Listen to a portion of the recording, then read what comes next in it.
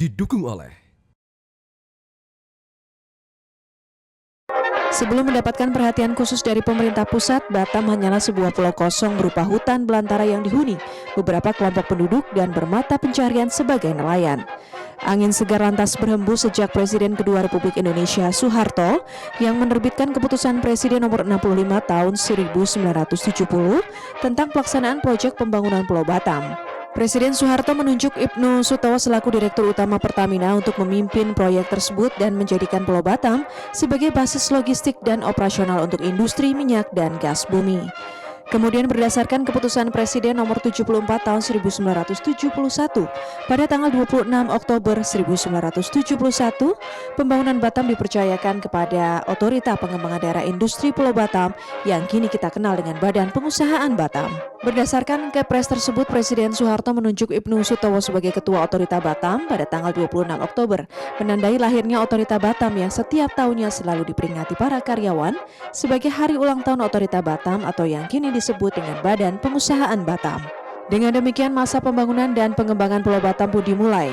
Berikut nama-nama Ketua Otorita Batam, Kepala BP Batam dari masa ke masa. Ibnu Sutowo memimpin dari tahun 1971 hingga 1976 pada periode persiapan. JB Sumarin memimpin dari tahun 1976 hingga 1978 pada periode konsolidasi. B.J. Habibie memimpin dari tahun 1978 hingga 1998, periode pembangunan prasarana dan penanaman modal. Di masanya, pertumbuhan ekonomi dan infrastruktur Batam melejit dengan sangat pesat sebagai kawasan tujuan investasi dan perdagangan internasional. J.E. Habibie memimpin dari bulan Maret 1998 hingga Juli 1998 periode lanjutan. Ismet Abdullah memimpin dari tahun 1998 hingga 2005 periode pengembangan prasarana dan sarana penanaman modal lanjutan dengan perhatian lebih besar pada kesejahteraan rakyat dan perbaikan iklim investasi. Mustafa Wijaya memimpin dari tahun 2005 hingga 2016 periode pengembangan Batam dengan penekanan pada peningkatan sarana dan prasarana, penanaman modal serta kualitas lingkungan hidup. Hatanto Raksodiputro memimpin dari tahun 2016 hingga 2017 periode peningkatan kinerja kawasan perdagangan bebas dan pelabuhan bebas Batam dengan kerja nyata menuju kawasan yang berdaya saing internasional. Lukita Dinar Syahtuo memimpin dari tahun 2017 hingga 2019 periode reformasi dan peningkatan kinerja BP Batam mewujudkan pembangunan Batam yang maju, berkeadilan dan berkelanjutan bagi negara kesatuan Republik Indonesia. Edi Putra Irawadi memimpin pada tahun 2019 periode transisi reformasi dan peningkatan kinerja BP Batam untuk mewujudkan pembangunan Batam yang maju, berkeadilan dan berkelanjutan bagi negara kesatuan Republik Indonesia. Muhammad Rudi memimpin dari tahun 2019 hingga saat ini. Hingga terbaru, Purwianto didapuk menjadi PLH Kepala BP Batam. Di bawah kepemimpinan Muhammad Rudi bersama dengan Purwianto dan 4 anggota bidang, sinergitas antar instansi daerah dapat terjalin dengan semakin erat.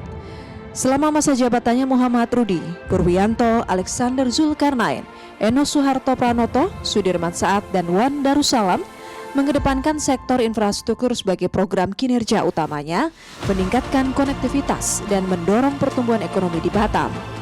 Mulai dari pengembangan jalan-jalan protokol, flyover Laluan Madani dan Seyladi, Pelabuhan Batu Ampar, Bandara Internasional Hang Nadiem hingga pembangunan proyek strategis nasional Rempang Eco City. Prestasi membanggakan lainnya adalah pertumbuhan ekonomi Batam yang meningkat tajam hingga 7,04% sepanjang 2023. Angka ini lebih tinggi dibandingkan dengan pertumbuhan ekonomi Kepulauan Riau sebesar 5,20% dan nasional 5,05%. 26 Oktober setiap tahunnya kemudian diperingati perjuangan para pendiri instansi yang bersama-sama membangun Batam sebagai kawasan tujuan investasi terkemuka, memberikan kontribusi bagi peningkatan investasi Kota Batam dan Indonesia, mewujudkan Indonesia maju, Batam Kota Baru.